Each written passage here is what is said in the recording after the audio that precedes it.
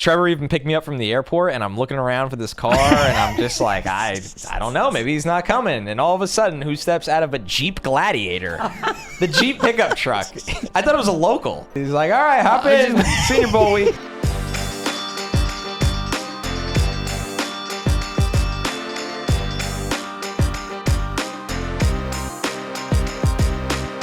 Welcome to the opening bell of the NFL Stock Exchange podcast. I'm Trevor Sikkema. That is Connor Rogers. Joining you guys, obviously, on location at the Senior Bowl. As you can see behind us, beautiful Hancock. We were at the Stadium. field. We could have just booked a hotel, like literally anywhere, and been like, no, we're at the Senior Bowl here for the show. We're doing it together.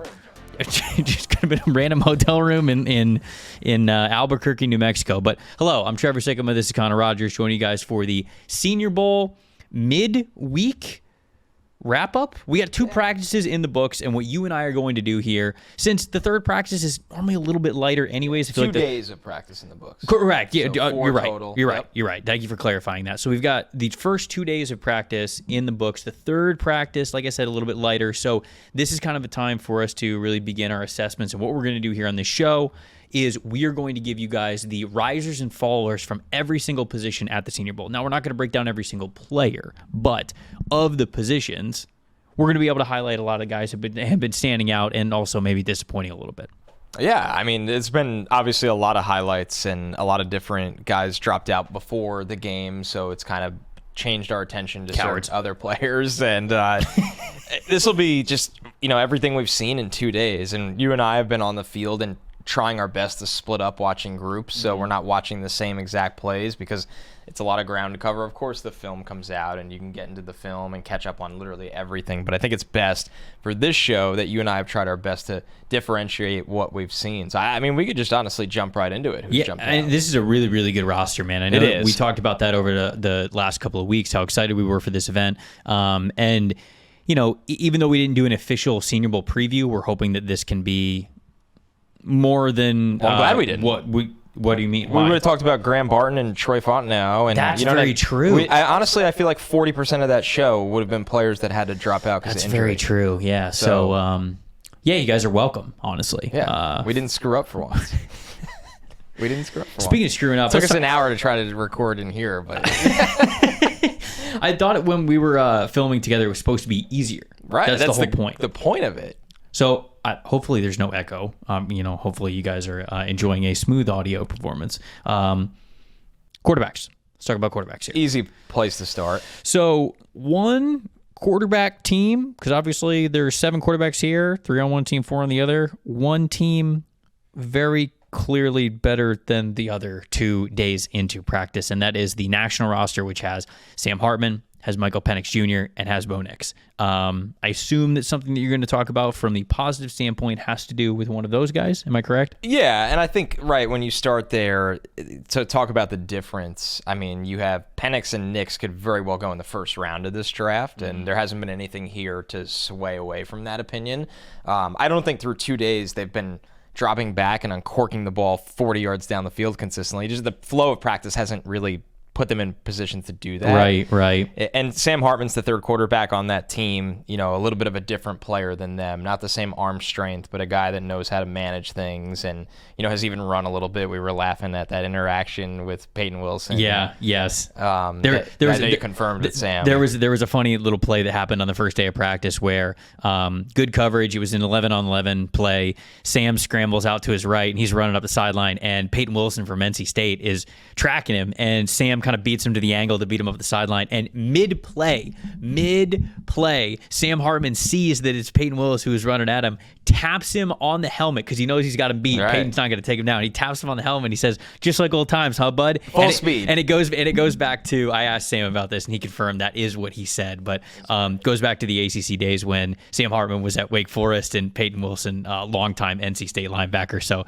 they're obviously having a lot of fun out there. But I do agree with you. I think that it's different watching each one of these quarterbacks, and this group has been I think a really good barometer type of group where you look at Michael Penix, and to me, he very clearly has the most powerful arm here. Right. When he has been firing, you mentioned, okay, he's not uncorking it, 60 yards down the field, but even those quick in-breaking routes or things over the middle or driving balls to the sideline for these out routes, like Penix can put these passes on a rope, and it's very clear that he has NFL caliber arm strength. I think Bo Nix has been really accurate. Yes. Not that he's been perfect, but the ball placement, again, the tight spiral, how he's been able to throw the ball at a lot of different arm angles.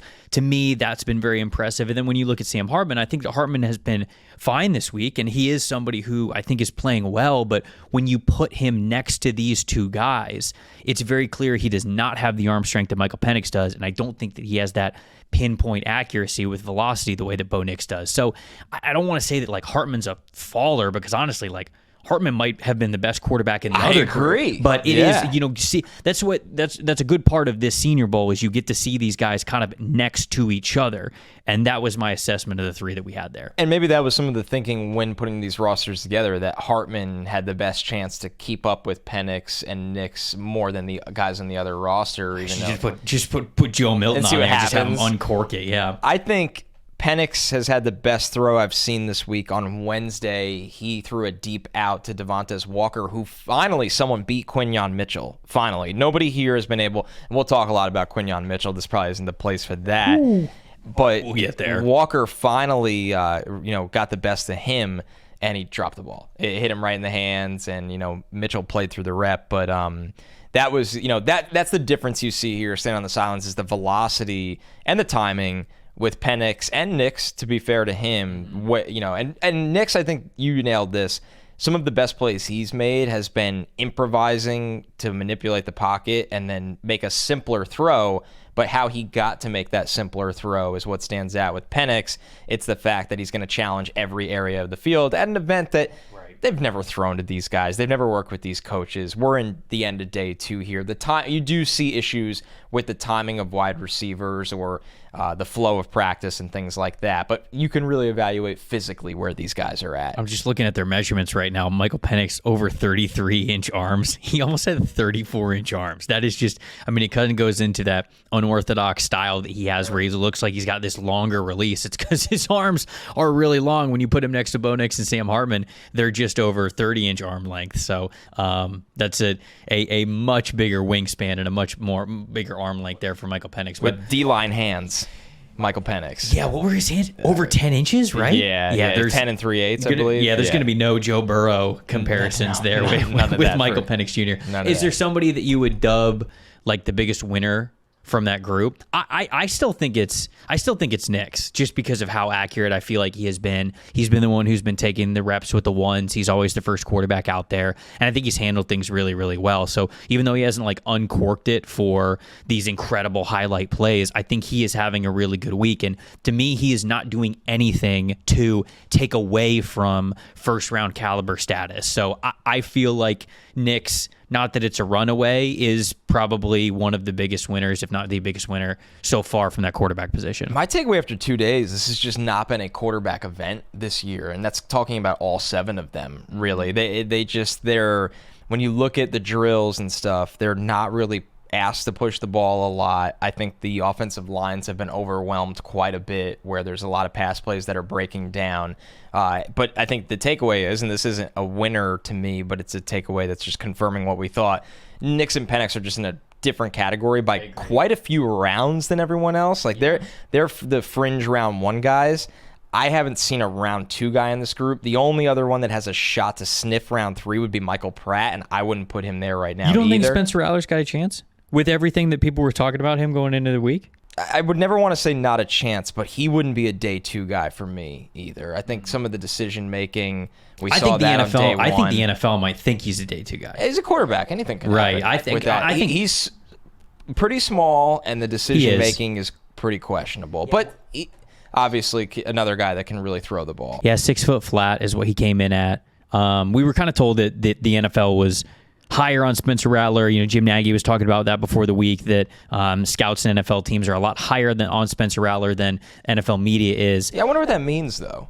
We haven't ranked Spencer Rattler. Yeah, but I think it's just because I think people look at Spencer and his time in Oklahoma, the QB1 documentary. That's a big one. And they just think that he is this hothead that only could produce for a Lincoln Riley system. Because let's face it, even though I think Spencer has matured in a lot of ways, even with just his on-field performance, and I know some people in the South Carolina football program who really like Spencer Rattler since he got in that building, and so I think that means a lot as well. The stats have not been there. It's not like he's lit the world on fire over the last 2 years. So I think that people just kind of look at the lower stats since he's been at South Carolina. They think about where he is coming from, and they just believe he's a complete afterthought. And I don't believe the NFL is there. I really believe that Spencer Rattler is going to be a mid-round pick, whether it's a third round at the end of day 2 or a fourth round right at the beginning of day 3. That's where I think he's going to end up. I think that makes a lot of sense. You want to talk about the players that are in charge of protecting these guys? Sure. Yeah. Let's get to it. This is a pretty good group right here, and it's obviously highlighted by Taliza Fuaga, who is a projected top 15 pick. So a lot of eyes have been on Fuaga in this group specifically. But as anyone else, because Fuaga's had his moments. Jordan Morgan is in this group. Kingsley Soma-Matea is another guy in this group. Jackson Powers Johnson, I feel like, has gotten a lot of hype as well, being an interior player that is just 334 pounds for a center is not common in this era anymore. Yeah. Well, before we do offensive linemen, I just wanted to say, I think Michael Pratt's been all right. I think that he has been able to have some nice touch passes. I don't think he's lit the world on fire. Joe Milton, the accuracy is just not there for Milton. So I just wanted to make sure, because I feel like people would have hit us up and been like, what about the other quarterbacks? Sure. So just wanted to make sure that I touched on those guys. But yeah, I'm looking at, so you want to start with the national roster? Is that what you're looking at? Or are you looking at we can talk about the entire offensive line as a whole as well. We've had a lot of eyes on that. So I would say the interior offensive line guys have really stood out for me. I think Jackson Powers Johnson, you mentioned, him showing up at 335 pounds as a center is... that is NFL type work. And he's got a little bit of that fire hydrant build. He's got the short arms, and he's just really thick in the chest and the midsection. But he is so powerful. He is so patient. He has great hand usage. He went into this event vying for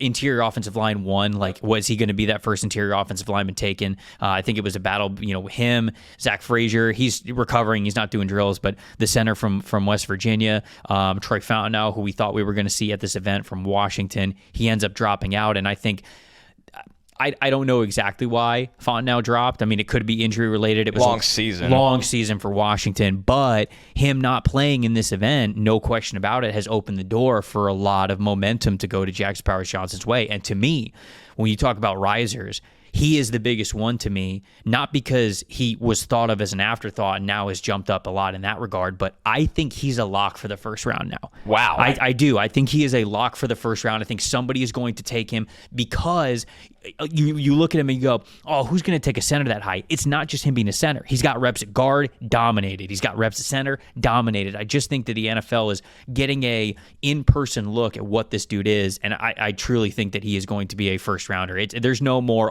let's hope we can get a really good center prospect like him in the second round. You could just kiss that dream goodbye, I think. And to be fair, it's funny. Sometimes we react, a center that early, but it's really not that off the board, right? You had Linderbaum go 25th overall in 2022. You look at 2020, Cesar Ruiz went 24th. 2019, Garrett Bradbury went 18th. So, that's not even that long ago. If a guy is that well liked and that good, they go. Yeah, dude, I think I'd take him over all of them. The most similar callback, I think, would be Frank Ragnow at 20. Ragnow was a big center. Right. Really big center. Comp, that would make sense. Yeah. Yep. So, and he went 20th, and he was a guy that I would say this time of year during his draft process, nobody cared about him, and then he ended up going 20th. I want to talk about an offensive lineman in a similar way. That is, you could write him in the first round in ink, in my opinion. That's Tyler Guyton. Oh, so you think it's ink? I really do. The way guys are looking at him, I heard a conversation today that was really interesting. When you're standing and watching the one-on-ones and everybody's just talking about all the players, and it was put to me that you look at him, he has everything that you could ask for that you can't teach. The length, the feet, the athleticism, the build, and the demeanor. I know his demeanor is really well liked. And we've seen him practice, highly competitive. Super competitive, dude. And everything that he needs to work on is simply technique, and he has not played a ton. He comes from Oklahoma. I think a team is going to look at him and go, yeah, we'll coach this guy up because we know we're getting the buy-in. We're getting all of the physical ability in the world. You put up Tyler Guyton against almost any offensive tackle in this class, physical like ability, like the build and everything. Oh, he's the best. It's right there. Yeah. I mean, it's right there with all Fashanu, but the technique is, I mean, he's athleting out there. Mm-hmm. You watch some of the reps, even that he wins, you're like, oh man, he's just trying to figure it out. Mm-hmm. But I really think a team is going to look at him and go, there's too much talent there. We have to take him in round 1 because if he fell out of round 1, he'd be the first player gone on day 2. Yeah, I don't even think he's right up there with Alt and Fashanu. I think he's better as an athlete. You know, this is somebody who played basketball in high school. He was a defensive end in high school as well. Actually started his career, I believe, at tight end before he moved over to offensive tackle. Yes. And so it's like he's only been a 1-year starter at Oklahoma at offensive tackle. And when the thing that you love the most about him, no question about it, is that competitive nature. And you and I, when we went through the offensive tackle episode, I think I had him, offensive tackle 7 or 8, but my scouting report read very similar to yours and honestly very similar to what we are seeing from him out on the field. He is a better mover than everyone else. He is just still really raw in his technique. I mentioned on that show, he's more of a pusher than he is a blocker. He's and you see that in even his best reps that people would say he won here at the Senior Bowl. The arms are a little too wide, the hands get a little too wide. All over the place. He's pushing more than he is like locking guys up, but what makes me agree with you that he is one of the biggest risers and somebody that I think is certainly high percentage for the first round at this point is he's competitive as hell, he's man. He's into it with teammates. He's into it after the rep. Yep. It's awesome. So I said this on Twitter. He knew that Chris Braswell was one of the highest rated edge rushers that he was going to have the chance to go up against in practice. And you actually mentioned this to me first because I wasn't over on the O-line, D-line side for this portion of practice. When he was doing the one-on-ones, you said that he was about to get lined up against Braswell, and the horn went off. Yeah, the horn went, and he was pissed. The sigh, the hands go up. Like he was ready. He was ready, and I'm like, yep. So later in the day, he did get a chance to go up against Braswell, and he noticed it, and he actually, before the rep, he put out his hand to Braswell, almost like say, hey, high five, like basically two like heavyweights in the arena. Let's go to war. Yeah. And Braswell, tried to get into his chest, and he did, but Guyton was able to stop him and slow him down. So you would say that Guyton won that rep, and he went up and he tapped Braswell on the head again, basically like, hey man, like good battle. And I feel like even beyond that rep, there was another one that he won where he was absolutely able to just throw somebody to the ground. I couldn't remember who it was, but O-line coach puts his hand out and he's like, hey, good job, good job. Oh, they love him. And Guyton just basically puts his whole body into it, high fives the shit out of him. He's just like, let's go. And it's those little things where because here's the thing, guys. We talk a lot on this podcast and with scouting about what guys can do, developmental players, but the most important part of being developmental is being coachable and having the desire to want to get better. There are so many examples throughout scouting history and NFL draft history of guys who had a ton of potential and it just don't work out. And we talk about those, bust players or swings and misses, whatever. A lot of times it comes down to, is this player hyper competitive? Do they have the work ethic to get better in the ways that you were saying that they need to get better? And I think Guyton does. And so I agree with you there. We spent a lot of time on him. I want to shout out a couple other interior offensive linemen. Christian Haynes from UConn, who has been a top 100 player on the PFF Big Board for the entire season. I mean, he's going to be a top 60 player the way that he is playing this week. 2-year starter at UConn, really good pass blocking grades over the last couple of years. Smooth mover, explosive out of his stance. I knew that he could move. I knew that he could be a good zone blocking player because of his movement and his finesse skills. Obviously, that translates to pass protection as well, but I wasn't sure how he would hold up against power here at the Senior Bowl. He absolutely is. They've got him at center. They've got him at guard. He's more natural at guard because he's played it more, but he has been one of the best overall offensive linemen here at this event, and I think it's going to spell out a top 60 pick. I think that he is going to be a second-round lock type of a player. And then the other one, Kansas offensive lineman Dominic Pooney. I think over the last couple of days, especially here on day 2, played really, really well. They've been giving him, he's played tackle for Kansas, but they're giving him a lot of reps at guard and even at center. They're testing out his versatility, and he had 2 big wins, one at center, one at guard today in the one-on-one spots. So he is somebody who has the frame, the power, the size, 6'4", 323, to be able to hold up at the NFL level. And so those are 2 more guys that I wanted to shout out because they are raising their stock in a big way. Yeah, and I would even say a guy that we've laughed just the way he's been scrapping is Bo Limmer out here. Dude. Scrapping. I mean, it's not always pretty, but it's just he gets the job done. I'm not going to lie, man. I didn't see it coming from Bo Limmer. I watched his tape, and he was in and out of the lineup, and he was, okay, is he center? Is he guard? Like, they're moving him all over the place, and I'm like, man, guy can't find a home, and it's more maybe because just the rest of the offensive line was bad around him that they were moving him, because he's actually, I agree with you, man. He's playing really well. And one last note from me on Haynes. I mean, you talk about somebody coming down here from UConn, facing off against these SEC players and everything like that. He got into it with Jordan Jefferson today. Jefferson actually ripped his helmet off. But there's just no fear in this dude. He's actually kind of setting the tone. And to see that from an offensive lineman from UConn down here, where he doesn't have the greatest length, he doesn't have this dynamite build. He's been playing next to Guyton, and it is so funny watching them go to work together, because Guyton looks like if you built a tackle in a lab. Haynes looks like a backyard brawler, and they are so in sync, and the way they are feeding off each other, the combo blocks, and how they interact as teammates, and the battle that they bring during those drills. It's a long shot of happening, but I would love to see them play together at the next level, because 2 days here and it's already all clicking together. Yeah. Texas offensive tackle Christian Jones as well. Ton of starts under his belt.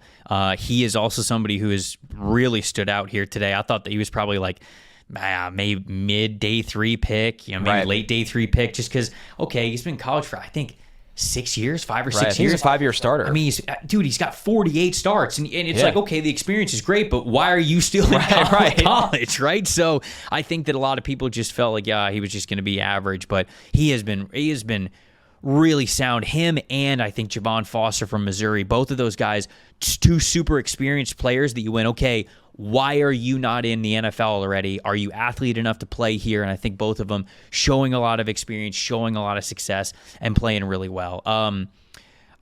Andrew Ram from Oklahoma, I'm a little disappointed with. I mean, when it's him and Limmer switching out at center, it's very clear. Yeah, Limmer is having a lot more success. So anybody that was high on Ram, I'm not saying obviously it's not a kiss of death or anything, but I don't think he's having the best week.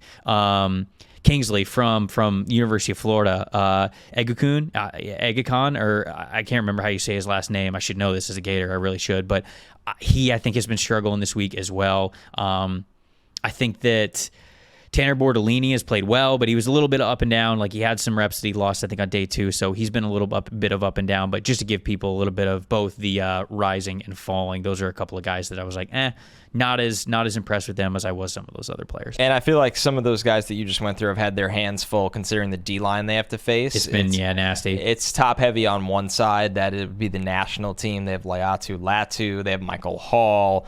Latu's been good. Adiza Isaac. It's a war out with that group. So Austin Booker, he had a couple moments. He had a long arm against Ethan Driscoll today, the Marshall tackle that the coach was just screaming the second he hit it. He was so happy. It was dude. He also in the 11-on-11 period, he had a swim move that was so clean. He would have Goldberg speared whoever was the quarterback, because they had no idea that was coming, because he won so quickly. So you want to talk about D-line next? I think we could jump right to D-line, and then we'll obviously get to some wide receivers and DBs as well. I mean, you got to start with the headliner here, and that's Latu, because it's just, talk about somebody that cannot appreciate being out here more. The energy, how into it he is. He's helping teammates. Yeah. And then when you get to the actual on-field stuff, I mean, we were laughing at a rep you taped, and we were both standing right there. He tries the spin move. It doesn't work at all. And then his ability to counter. He does things that college pass rushers do not do. They get to the NFL, and they are coached how to do it, and it takes 2 to 3 years. Mm-hmm. This guy, the polish in his counter game, because the pass rush toolbox is so deep, it's jarring when you see it on a field here where there's just a lot of power guys or a lot of athletes. And this dude is just refined in a way that you don't see from a college pass rusher very often. Yeah, this is something that I hope I get to ask him, because he's mobbed after every practice. So I really haven't, television half the time. Right, so I haven't been able to talk to him. But I really do wonder if having the game almost be taken away from you has been such a motivation for him, because he is truly a master of his craft. You can tell he puts so many hours into this thing. You mentioned how excited he is to be here. He really is, man. I mean, I think you see that joy on his face. He's consistently talking to his coaches, to the rest of his teammates, getting those guys hyped up. And then you mentioned it. My favorite rep from him has actually come here on day 2 where, what offensive lineman was he going up against? I can't remember. The Utah offensive tackle. Oh my gosh, I can't remember his last name. I got to look it up. But Lamea? Yes, Lamea. Thank you. I actually like him. I should know that name better. But he was playing right tackle, and Latu tries to hit a spin move on him, like you were saying, and Lamea blocks the spin move, stays right in front of it, really patient hands, good hands, redirects him a little bit, just even like keeps him spinning, great feet, and the O-lineman behind him, as they often do if their fellow O-lineman brothers win a one-on-one rep, they start cheering. They're like, hell yeah, Lamea. And then before they could probably even finish their sentence, the second that Latu gets face up with him again, he puts out his hand, immediately grabs the jersey, and the fastest one-arm push-pull you've ever seen. And all of a sudden, he yanks him to the side, and he's into the quarterback. And the rest of the D-line then loses its mind. And that's the thing with Latu is, not only the pass rush moves, the speed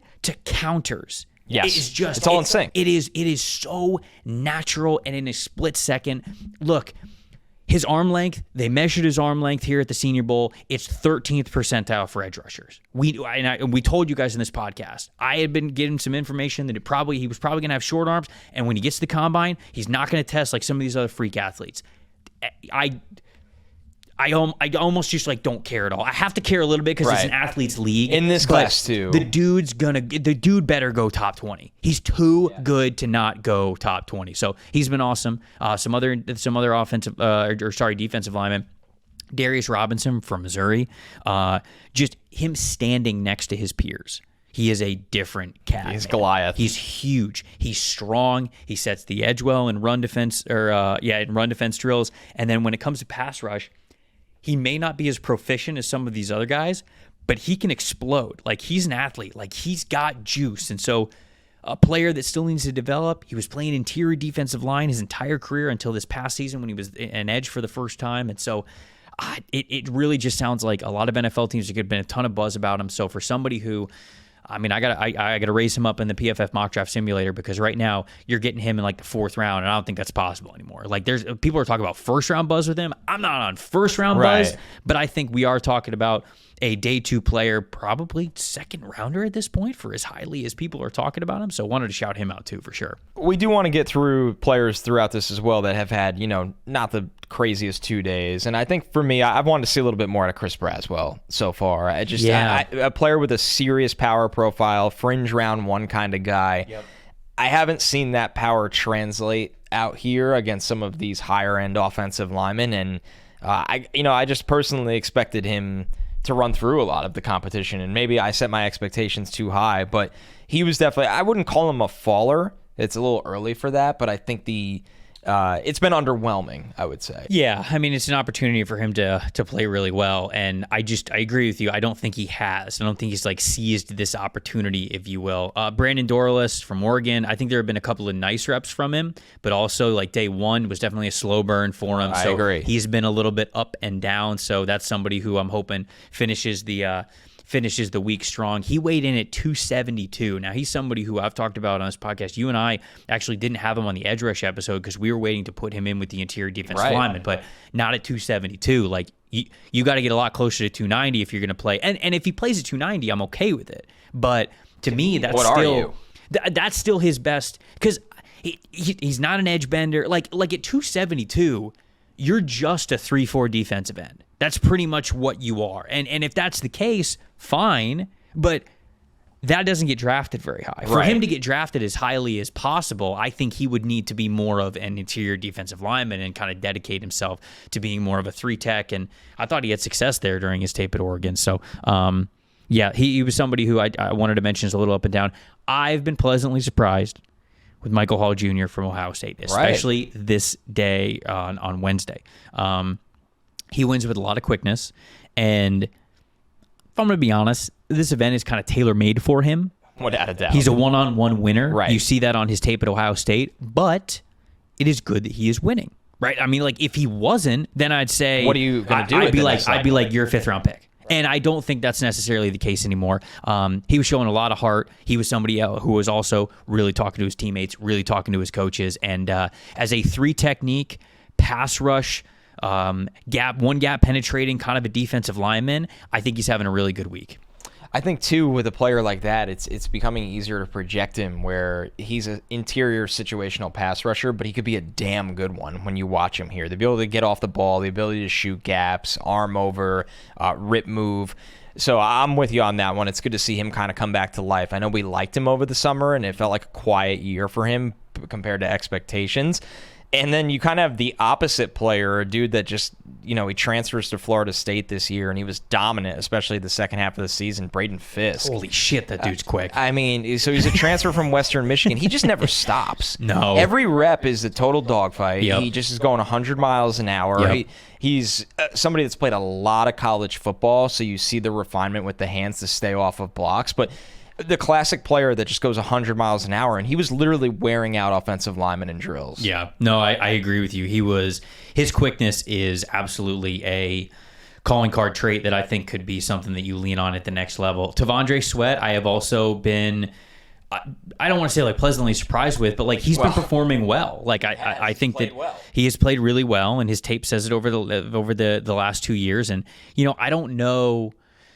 I recently did his full write-up for the PFF Draft Guide, and the 2022 tape, I can definitely understand that even though the grades were high, why people weren't super jazzed on him for the NFL level, because he immediately popped up high out of his stance, did not really have a lot of hand usage, just tried to be bigger than everybody. But in his 2023 tape, a lot of good hand usage, very, very active hands, different pass rush moves. Yes. And I feel like he was just much more conscious of how to actually win in the little ways with the position. Now, what I'm a little worried about, because I think the conditioning is also a little bit of a problem with T'Vondre Sweat.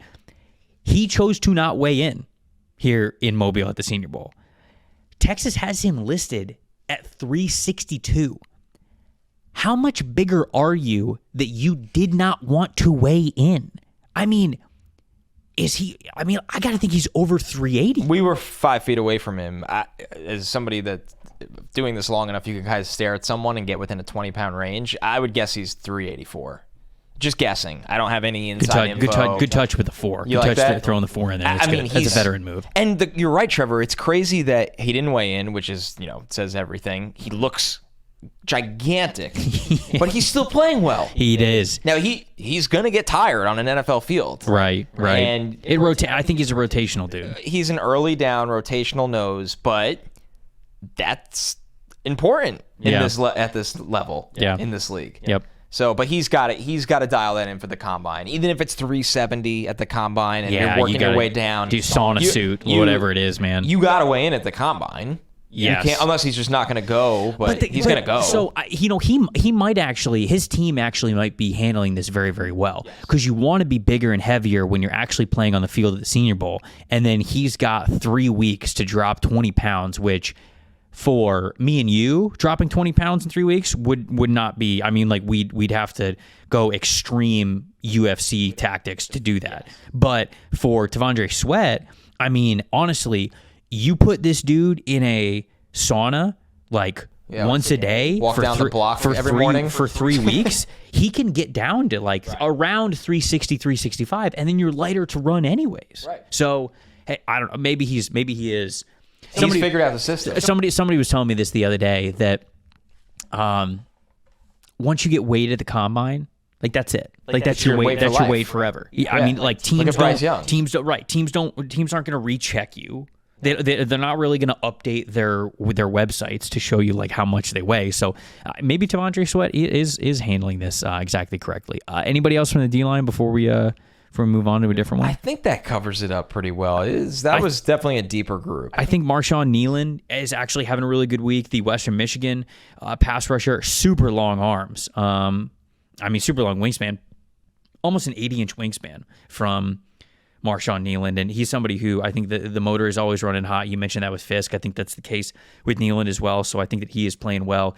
Gabe Hall from Baylor, I don't know if he's standing out as much like with his actual play in the field, but 6'5", 290 pounds. You and I mentioned it. You stand next to this guy, and he's a giant, 84-inch wingspan. I mean, that's insane. He's just built extremely long for an interior defensive lineman. And then the last guy that I would shout out, he's got a lot of fans, and he has had a lot of fans for the last couple of years because he's been draft eligible, but Tyler Davis, the Clemson interior defensive lineman, again, he's got really short arms. He's not going to be a proficient pass rusher for you, but run defense drills, holding up on the line of scrimmage, like that's going to be his bread and butter. And even though he's only 299 pounds and about 6'1.5", he is that type of rotational, I'm going to do my job type of a player. Like if you can't get Chris Jenkins in round 2, that's where you go. You go Tyler Davis a little bit later, probably like round 4-ish. Like that's the type of player that we're talking about here. So want to get some pass catchers in this group? I do want to get to pass catchers, but I do have to shout out our friends over at Fabric by Gerber Life, because if anybody out there has a family, you got to protect them with life insurance. I mean, that's just it's a prerequisite, folks. It's one of the smartest financial decisions that you can make.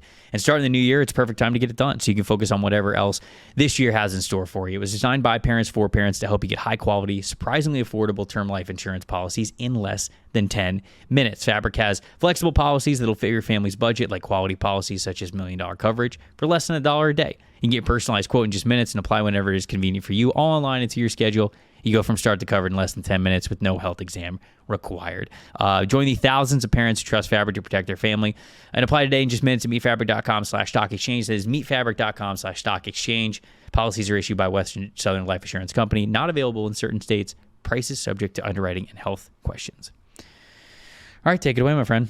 All right, so talking next? Pass catchers. I think I want to start with Roman Wilson, who's been a standout here for 2 days. By standout, you mean absolutely uncoverable? Yeah, nobody can cover sure. him. He is the only guy, and it was a one-on-one at the end of practice, but he beat Quinyon Mitchell and made a one-handed catch along the sideline. You also have to give the context. It was a competitive period, which means the coaches said, Quinyon, you choose. Who do you want to face?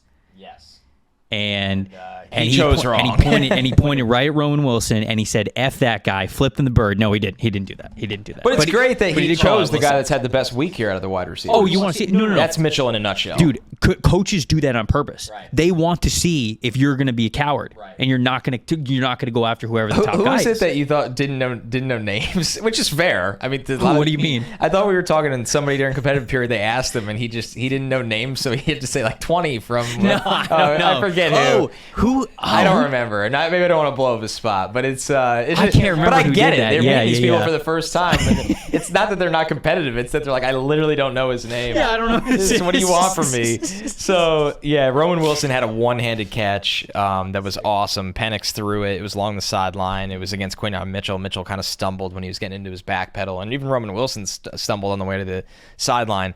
But he's just slippery. He's open all the time. Yeah. A problem. Great natural long speed. There has been a big problem here with drops, and he's the one guy that I feel like is constantly catching the ball. Drops have been a big thing. It's been my biggest disappointment with Devontae Walker because his strides eat up so much turf, and then the ball gets there, and you just flip a coin. You flip a coin. I think I loved Walker's tape. I have come away from 2 days of practice and be like, man, he does the hard thing. He gets open. He beats guys. This is a good cover group. He's up against good corners. But the adjustments have been 50-50. And some of them have just been right in his hands. Dude, I even watched a couple of reps of Jacob Cowing at the beginning of the week where he had a couple of drops where I'm like, man, you can't be dropping those. They usually don't. And he's obviously a lot smaller. Cowing weighed in at 5'8", 165 pounds. So it's like, man, you got to be reeling that in. And I think the same thing with Tez Walker. He's got a lot of people who are in his corner as a potential first-round wide receiver. But, wide receiver is a complex position that can be boiled down to two things.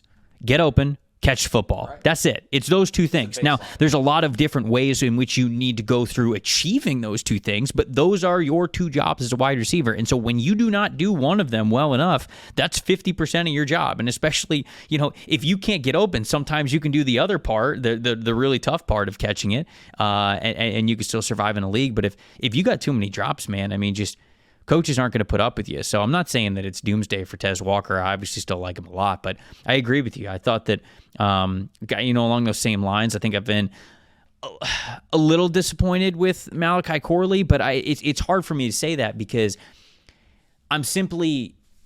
it's simply confirming some of the priors that I had about him, where yards after catch, some of those quicker routes, the slants, the digs, the quick in breakers, like things like that, he can get open. But it's those route running drills that he goes through where the footwork's not exactly as clean as it needs to be, and he's not as efficient as some of these other guys. And like that's what we really wanted to see if he was any better at than what we saw at Western Kentucky, because dude's rocked up. I was standing next to the guy. I was like, dude, it looks like it hurts to run into you. And you see that on his tape. Yeah. And so you like so much of the Debo comps. And I was talking with Ben Solak today about it, and I know that we've talked about it here on this podcast. A lot of people look at players like Malachi Corley, and they say Debo Samuel. Debo Samuel, Debo Samuel, Debo Samuel. And sure, he could be Debo, or he could be Laviska Shenault. Very good callback. And there's a lot more Laviska Shenaults than there are Debo Samuels. So it's just not that you can't compare guys to rare players, unique players, but you got to understand that Debo is pretty much like a one of one. You're not going to get like a Debo that comes out every now and then. So maybe it's just, and so that's just, I'm not saying that he can't be great. It's just something that you have to think about with those guys as kind of we were watching them over the last couple of days. I think a guy in a similar mold, not size-wise because he's built differently, but maybe usage-wise is Xavier Legette, who is another guy in my eyes that, well, he came in at 6'1", which was a little bit of a jump scare because part of the Legette sell is he's 6'3" or 6'4", so, and he's not. And then I think adjustments to the football have been hot and cold. He's made some of my favorite catches here. Yeah. He's also had moments where you're just shaking your head. The ball's there. You're supposed to be a big-bodied player. This is supposed to be part of your game is contested situations. And I just think he's run really hot and cold in a group that I thought he was going to be that dude. Yeah.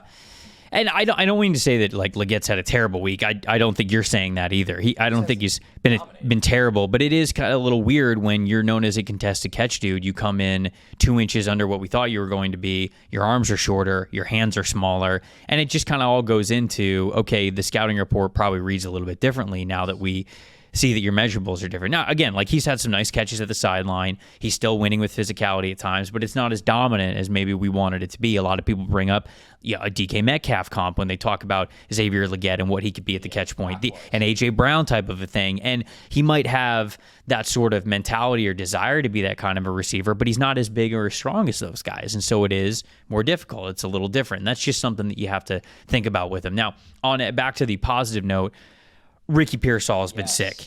Yes. Ricky Pearsall from Florida is just a good football player, man. I think he's going in the second round, despite the size. He is tough as nails. What did he come in as? He's made, what do we have here?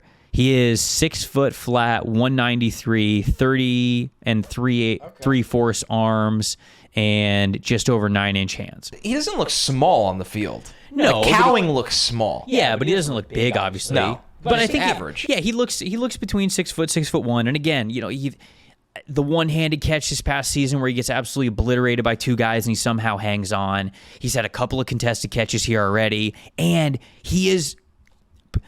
It's like, to me, it's either him or Lab McConkey is the best route runner here, and he is up there with that kind of consistent separation. How he is able to win. He's such a smart football player. I think people look at Ricky Pearsall and think, oh yeah, we'll be able to get a really solid football player in round 3 or 4. I don't think it's happening. I think we're talking about a second round, maybe early third round type of a player, especially if he tests pretty well at the combine. So to me, Pearsall has been one of the big winners of the week because of how good of a route runner this dude has been. Sticking with the pass catcher theme, but looking more towards tight end, I think Jaheim Bell's had some really nice moments here. Notably on day 1 was the day for me where he's either made some plays down the field or notably what we expect him to do is the catch and run opportunities. So the tight end group, admittedly, from what I've gotten to watch out of them, has really, really been lacking, especially the national team, which has been the first practice of the day, drops galore with that side of tight end.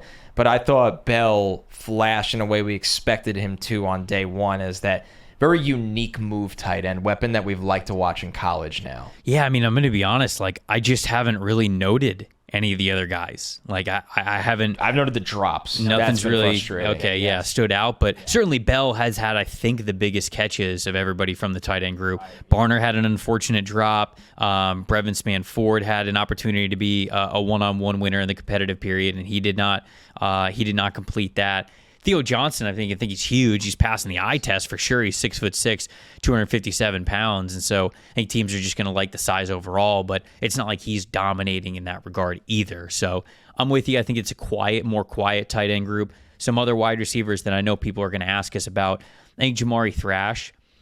It felt like Jamari was a manifestation of what we saw from him on tape where, okay, deep threat, not the fastest guy, but he just always seems to come up with the football deep. And here we are at the Senior Bowl, and it's the same thing. It's not like he's blowing by guys with Usain Bolt track speed, but he's gaining a little bit of separation. He's very subtle, and he knows when to kind of get that arm out to, push a little bit when the ball is coming in. He's just so confident. When tracking over his shoulder. So he's had some big touchdown catches already this week, so I think that he's been a big winner too. Yeah, Thrash has definitely been one of the better receivers. Did you want to move to running back so you didn't have anything else on the tight ends? Once again, it hasn't really been an opportunity for them to shine. Yes. The tight ends. Yeah, we can move on to the running backs. Before we do that, though, got to talk about our friends over at DraftKings. We're talking about our friends here at the Senior Bowl, of course. They are the leader in fantasy sports. They just dropped a brand new fantasy app. It's called the Pick Six. Pick Six, newest way for you to get involved on the fantasy football side of things with DraftKings. You just pick between 2 and 6 NFL players, and you choose if they're going to have more or less of a stat. That's all it is. So you just got to download the DraftKings app, the Pick Six app specifically. Sign up with the promo code PFF. Use that promo code PFF only on DraftKings Pick Six. You track your lineups, compete against others. You get huge cash prizes. It's pretty simple. Be able to do that, and the crown will be yours. Gambling problem? Call 1-800-GAMBLER. 18 plus in most eligible states, but it varies by jurisdiction. Eligibility restrictions apply. Valid only in states where DraftKings Pick Six operates. Pick Six not available in all states, including but not limited to Connecticut and New York. For up-to-date list of states, please visit dkng.co/pick6states. Void where prohibited. See terms at pick6.draftkings.com. So I didn't really, running back is a tough position to really stand out, right? It's a brutal event for running backs, I think, until the game. Because the whole nature of the running back position is yards after contact, basically, right. And can you break tackles? And no, you're not supposed to take guys to the ground here. So it's tough for linebackers. It's tough for running backs to really stand out because what they do is based off of tackling. But I thought day one, Rasheen Ali from Marshall was the guy who showed a ton of patience, had a couple of big runs, very productive year, Marshall, this past season. And so he is somebody who I just remember having some of the biggest plays, even in situations where it's tough for them to stand out. Because of the burst. I've seen the burst with Ali. Right. That's what stood out to me. I'll give one that just physically being next to him, and you just wonder how do people tackle this guy, is Ray Davis from Kentucky. He's so thick. He's like 5'8", 220. I know you have the official, and I know you'll get to that in a second. Comment section called him a thick king. It's insane. You look, and he moves well in drills. Like he was light. He had a sick one cut today. The running back coach who was on the Cardinals staff, he was just the way the running backs were really struggling during a lot of the drills with the running back coach, and he wasn't getting into them. He was just trying to explain things, and Davis was always the last guy to go, and it was perfect every time. And the best one was one of the running backs wasn't finishing his drill where you have to stop and cut in front of the coach. He wasn't getting close enough to him. He was doing it too far away. So Davis is the last guy to go, and he almost trucked him. That's how close that he got. And the coach under his breath was like, damn, that's real close. And I was like, this is what you get at the Senior Bowl. But Davis is a dude that when you're around him, you go, oh, you can just feed him the rock up the middle, and tackling him will just wear people out because he is truly built. He's the fire hydrant built. I mean, he's 5'8", he's massive, he's got really, really big legs, and he just took really well to coaching. Everything you could tell he has the experience. He played a ton of snaps the last 2 years as well for Kentucky. Yeah. Is he going to be the highest drafted running back here? I think he is. He might be.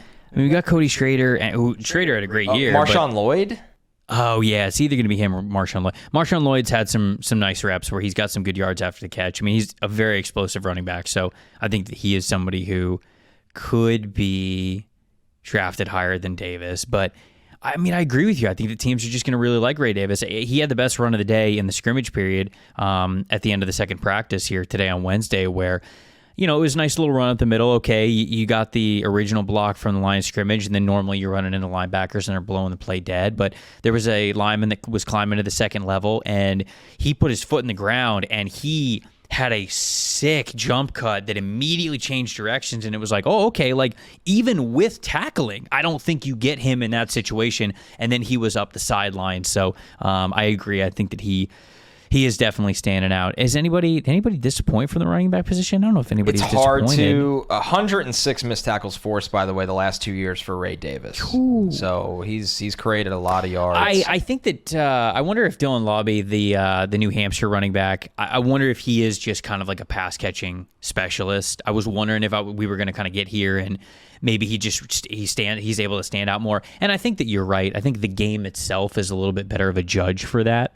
So we probably got to wait throughout the week, see how he does in the game. But I think he might be more of just that pass-catching specialist. Remember, this is a guy who had 323 receiving yards in one single game this year. So obviously he understands what it's like to be a receiving weapon out of the backfield.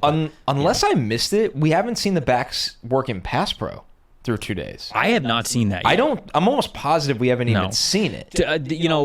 I think we will also have... So we're doing another episode this week. It's going to be a mock draft. We're going to have a post-Shrine and Senior Bowl mock draft for you guys on Friday. It's going to be 2 rounds because you guys are sickos and we're sickos, and that's just the time of the year that it is because we want to talk about as many of these guys as possible. So it's going to be a 2-rounder, and if we have additional notes on some of those players from what we see tomorrow, we'll obviously shout those out because I think you're right. I think we're going to get pass protection drills from the running backs, and I think I don't know if they're not going to go full savage and do goal line. I think that times have changed. I don't know if you could do goal line of these things. It used to be the best, but I think we'll get red zone. I think we'll get red zone from both of these teams. So a fair shake. Any linebackers stand out before we get to DBs? I always say, and I've talked to agents about this, and they're the ones that kind of put me onto it. You talk to agents. They do not like sending running backs and linebackers typically to all-star events because of how, not running backs as much, but linebackers, because it's really just an event that you could get exposed. You lose. You lose. How are you set up to win? Right. So with that being said, I mean, you just see the experience with Peyton Wilson. That's like an obvious. It's not really groundbreaking. Outside of that, I haven't seen somebody flying around. The Notre Dame linebacker is very, very vocal. Who am I? JD Bertrand. That was the guy that I was going to shout out. He is loud and very aware pre-snap of what's going on and helping out his teammates. Yep, I agree. I think that he's somebody, not that we've been able to catch everything at practice, but from the scrimmages and the early 7-on-7 periods, whatever it is, he has been very vocal. He's always pumping up his teammates, and I just think it is important. Not that you can't have quiet leaders like, I think of Levante David with the Buccaneers. I mean, he is more of a soft-spoken guy, but also when you get him on the field, it's very different. You have to be communicative. You have to be, it's got to be a natural instinct for you to just want to tell the defensive line something, tell the defensive back something, but also beyond that, pump up your teammates when good plays are made. And I think that a lot of the linebackers have been good at that, but I specifically noticed Bertrand from Notre Dame. I think that he's kind of like a standout player in that regard as well. So, all right, you want to wrap this thing up with what we only have corners and safeties left. That's right? it, and arguably some of the biggest standouts I think in this group. Sure, we opened with Mitchell. I guess that's where we can kind of tail into. I've been blown away. Let me just say it like that because I'll tell you where I had him. For me, I came into this event and it's one of those where I was like, man, I feel really good about being high on Tyler Guyton, and he's only going to go up in my tackle rankings. Mm-hmm. But I feel like I had Mitchell 6th. The corners ahead of him are so good. Amazing. I don't know, dude. The number one thing that I've been most impressed with. But are we? Maybe. Yes. That he does not press on tape, and when he's put his hands on people here, they've been stuck in quicksand. Yup. That's incredible to watch. it's really hard to, after this week, because I agree with you completely. The number one thing that you and I said on the podcast, what we wanted to see from Quinyon Mitchell is, what are you going to be like when the coaches put you in press? Because they're going to put you in press. That's what the whole event is about, putting you in situations that are a little bit outside of your comfort zone. What kind of a football player are you? They put this dude in press, and he has passed it with flying colors. He's like loving it. Yes. It's not even that he's just out there doing it. It's unlocked a part of him mentally and physically that everybody's standing there like, this is the dude. Jeff Risden, who is good friend of the pod, covers the Detroit Lions, also big draft dude as well. He's worked for Real GM for a long time and probably a bunch of other outlets because Jeff's awesome. He said that he talked to Quinyon earlier this week, and he said that his confidence level is teetering between being just a very confident person and Chauncey Gardner-Johnson Jr., which anytime that's the case, anybody who knows anything about Chauncey Gardner-Johnson, he likes to chirp. And we've said this before. Talking shit is a prerequisite for playing defensive back in the NFL. Most of the time, yeah. You have to believe you're the baddest dude on the field the second you walk on the field. And Quinyon believes that. And he said when he talked to him, he felt that. Jeff mentioned that he was an Ohio Bobcat. I think he graduated from the University of Ohio. And Quinyon was like, sorry for beating your ass, bro. And it's just like, all right, man, it's so natural that you're talking shit to a media member. That's how Witherspoon was last year. And that's very quick at the tongue. It, man. Yeah, it was awesome. It was awesome. Here's the thing, man. Like, everything else is there with Quinyon. He had the forced incompletions. He had the interceptions. He's got the track background speed. He's got a ton of experience in off-coverage to bait quarterbacks. His click and close ability is fantastic. He can turn a run with you, and now he's shown that he is at least willing to learn to be confident when it comes to press coverage with more reps. I'm not lying, man. I've heard enough from the people who are really plugged in, who are at this event.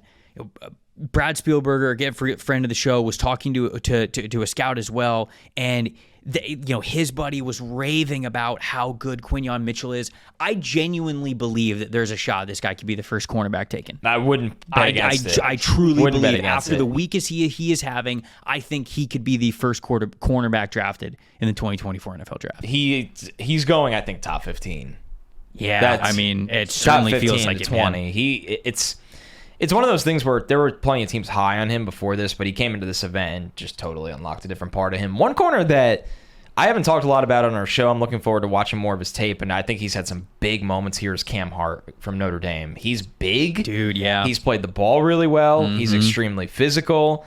If you need a long corner that can get his hands on people at the line of scrimmage, if you're sitting in there and you're running a pretty heavy cover 3 kind of scheme, I mean, Hart is just physically imposing compared to a lot of these other DBs out here. So I watched Hart for our cornerback episode, and I had a guy tweet at me. He's like, hey, what do you think of Cam Hart? And he measured in 6'3". Almost 6'3", just under 6'3", over 200 pounds, 32 and 5/8 arms. I mean, 70. He's huge for a corner. I mean, he is big, and when you watch him at Notre Dame, it's kind of, to me, it felt like a classic, hey, this is a big corner. He's really physical with you. He got long arms, but it's tougher for him to move. It's tougher for him to stop and go. But I don't know if it's just the confidence, the anticipation. He's not really letting that show this week. And so this has definitely been a step in the right direction for him, because I agree with you. I think that he has played really well. I think the Washington State corner, Sean Smith-Wade, has played really well as well. I think that he's had some really great reps. Max Melton, our boy from Rutgers, I think has had some really big moments, especially in the scrimmages. I noticed a couple of nice PBUs from Max Melton, so he's somebody that we talked about having some inside-out versatility, and so big GPS numbers for him too, Melton. I know, he's been dude. one of the top GPS guys, yeah, which is great to see. You love to see that. Chris Abrams-Drain, I think, has had some really nice reps, and so I've liked him. I do want to talk about Kalen King, because yeah, we have to. Everybody's asking. King was somebody who, unfortunately, kind of took a tumble down our rankings, did not have nearly as good of a year this year as he did the year before. I also don't think he's having a good week at the Senior Bowl. I don't really know what happened here, to be honest with you, because I watched this dude over the summer, and the feistiness, how sticky he was. He always played up to guys that were bigger than him. And even after the bad game against Ohio State this year, you don't just write off a player because they had a bad game against Marvin Harrison Jr. You could say, I wish he held up better. Right. But he had a couple of rough games this year, and he comes out here where you would think he's not going to be lights out, because this is an event for corners to be lights out, but highly competitive. And I talked about the ups and downs of Devontae Walker, but when you watch a guy like Walker that's so much bigger than King and has those leggy strides, it's hard for King to hold up at the line of scrimmage. And then it's hard for him to open up and run with taller guys that eat up a lot of turf. And it just makes you... He is trending towards a guy that needs to find a way to convert to play smaller slot receivers. Yeah. And that's not what he's been asked to do. Right. And even the times when he really loses on tape is like with the quick cuts. Right. He just like it's like he's not anticipating it well enough. We know he's a good enough athlete. We saw in 2022, he had an elite 91.9 single coverage grade. This dude was locked down. It was crazy how good he was. So where does that go? And it's very frustrating the way that it's frustrating for Josh Newton, who is no longer at this event, so we didn't get to see him, which was a bummer. But he's the same way. Just not good tape from 2022 to 2023. Just was not able to keep that. And corner's a tough position to continuously play well. But what did King come in at officially? Because that's been a big talking point too. People wondering. I don't remember because he's listed 5'11", but I never thought he was 5'11". Kalen King is 5'10". Or is that 5'11"? No, it's 5'11". Wow, 5'11". He's 5'11", exactly. 189. Shorter arm arms. length. Yeah, definitely shorter arm length. I don't know, man. It is really weird. It's been a tough fall for him, and you just wonder what's going on there after how great he was the year before. Yeah.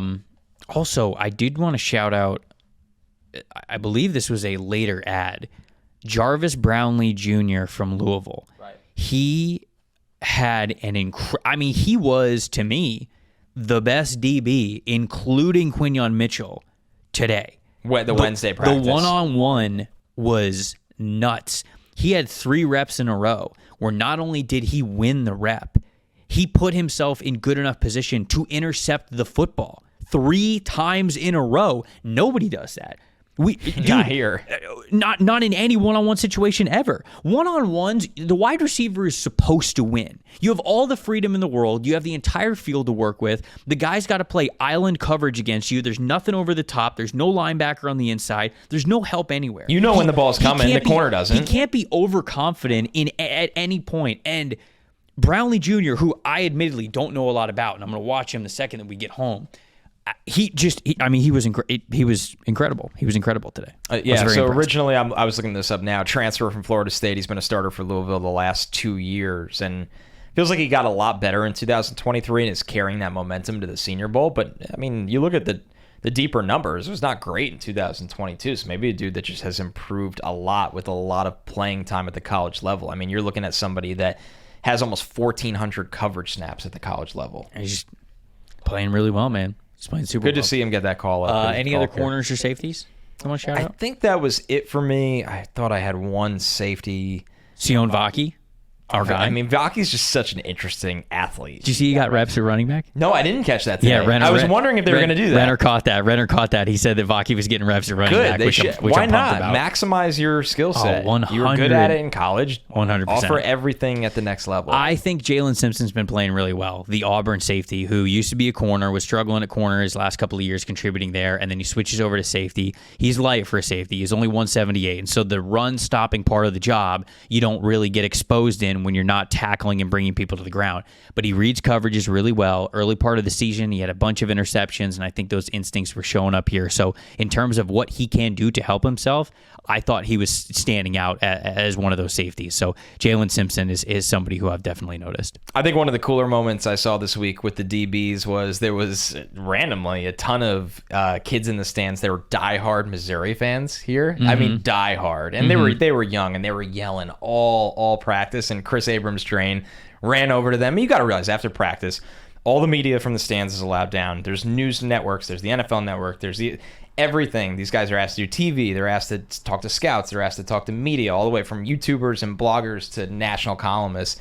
And he was out forever, and he still made the time, sprinted over to the kids. They had the time of their life with this dude signing. That's awesome. And he was so happy there. He was answering every question they had. So it's cool when guys really get to soak this event in when it's a job, man. It's a lot of work out there. You're tired. You're doing so much media. But it was such a random thing to see. But I was like, that's really cool. No, it is. It is super cool. We'll get to some...